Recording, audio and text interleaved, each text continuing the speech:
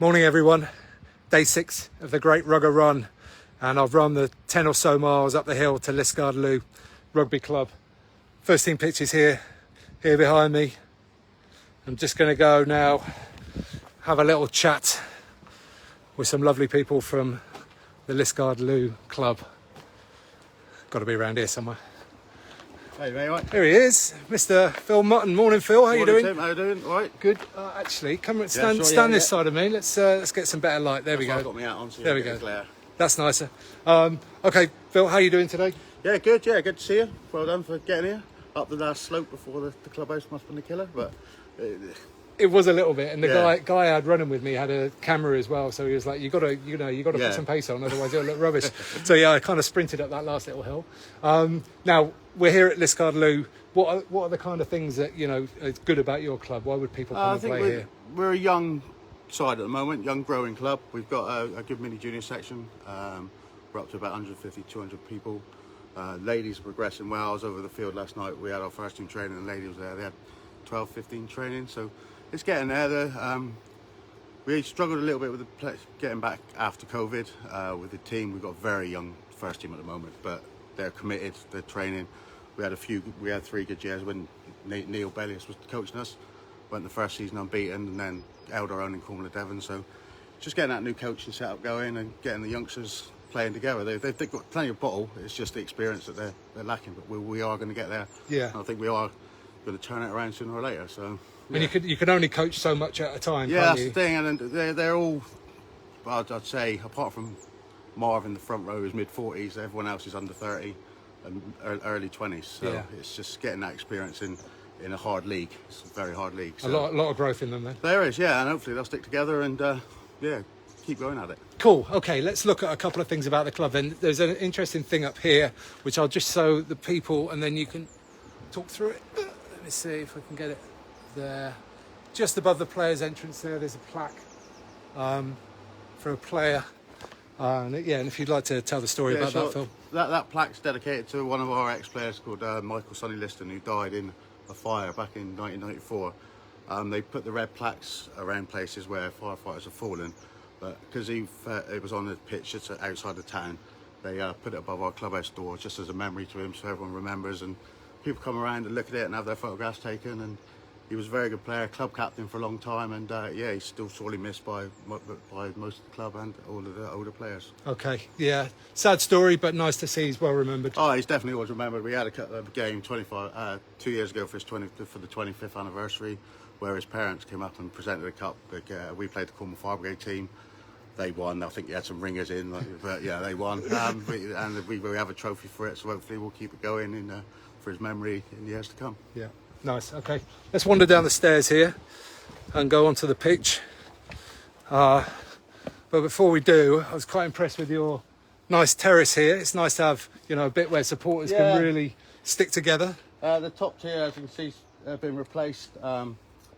When we had our Junior Cup semi-final against Lowestoft, we scored the winning try right under the post in front of them in the 78th minute, and as everyone jumped up at the same time, it gave way, so that's why the top tier looks a lot better than the rest of it. But it's a work in progress. We need to start getting it all back up and running, but there's little jobs and but it's a nice little volunteers around to do it all. So nice feature of the club, though. I like it. Yeah, we were going to try and extend it down the pitch a little bit more and get the things done. But this is the main pitch. And come around here actually. Then we get the pitch in the background. Yeah, the main pitch where we've had a couple of games this year. It's a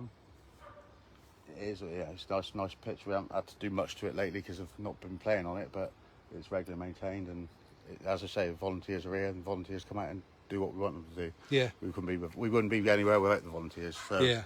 Now, what about former players, famous former players? Trevor Woodman started his career here before moving on to Plymouth Albion and Bath. His dad's now actually president of the club. And tomorrow we're playing up at Bude, which is Phil Vickery's first club. So it's a sort of a Woodman versus Vickery showdown tomorrow. So hopefully we'll do Trevor justice. And yes, it's.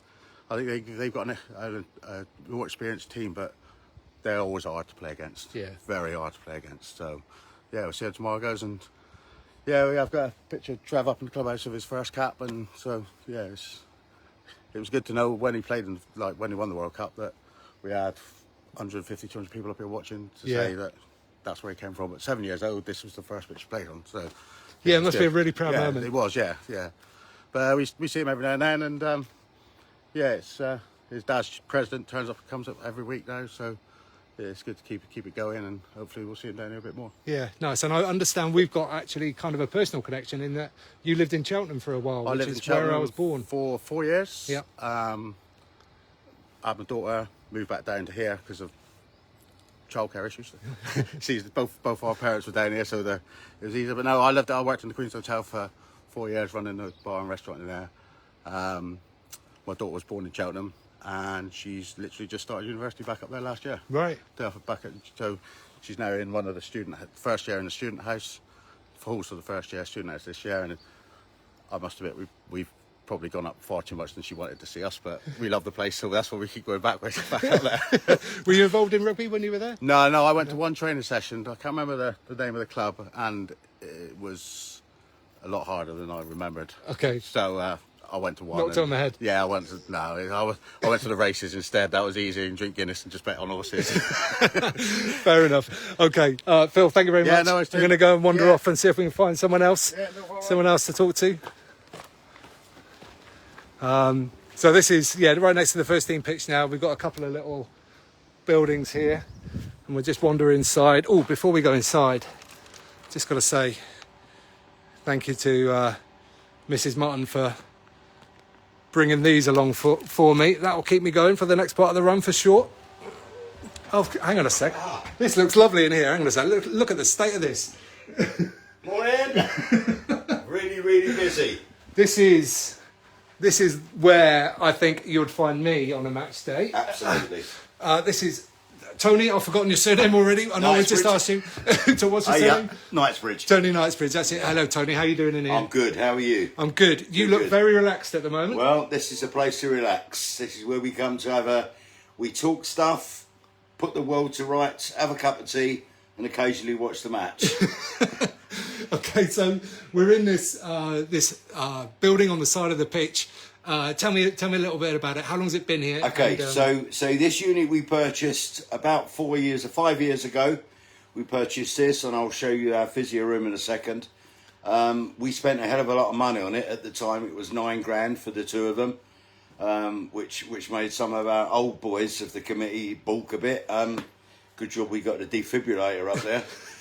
However, it's really paid for itself. So we've got this where the folk can relax, and if you want, I'll take you out to there. We've got like it's a long way up from down there. Yeah, it is. We've got like a little kitchen area here where we serve teas, bacon sandwiches, egg sandwiches, and obviously with COVID in mind, we serve everyone now through this hatch. This window. Oh yeah, come around this way. Gets put up and stops outside. We have a patio out there. Guys can stand, and then we serve them through there. So beautiful. So it's an investment, but it's making some money for you as well. Absolutely, make some money for the club, yeah. So as I say, that's this, and then we at the same time we purchased this. We took. Hang on a second. I'm just going to pause. Look at that lounge again. Wouldn't you just love sitting in there on a Saturday afternoon and putting the world to rights with your mates? Absolutely. Yeah. Good stuff. Nothing like it. And we have one upright chair. That's for our groundsman Tim. He finds it very difficult to get up out of a low chair, so we bought him that chair specially. He can get up all right. Good for you, Tim. Yeah. So we then took the decision to purchase this unit, which is our physio room. It's pitch side. We previously had a physio room at the back end of the club there, which is difficult to get people to. So it's pitch side. If there's any injuries, we get them straight off into the physio room, which is manned every Saturday by our trained physio, Sophie. Looks after the lads, straps them pre-game and looks after them after game. With hot water, the table there, etc. And a nice carbon fibre stretcher should we ever need it, touch wood. not yet. Yeah, fingers crossed it's never used. Yeah. But you've said a nice touch as well, the fact that this room's completely purpose-built, the high windows. So Absolutely. So guys can come in here, they can get attended to, nobody's looking in, it's all done good. Yeah. So, yeah. Nice. There we are. Nice, good stuff. Thanks very much, Tony. No problem. Nice to meet No you. problem, I'm thank going to you. go and finish this one off. Okay. Okay, guys, that's Liscard Lou here, rugby club. Seems a lovely place, nice people, and seems like they're busy growing something here as well, which is good to see. I'm going to be on the road now down to Saltash, so I will see you there. Cheers.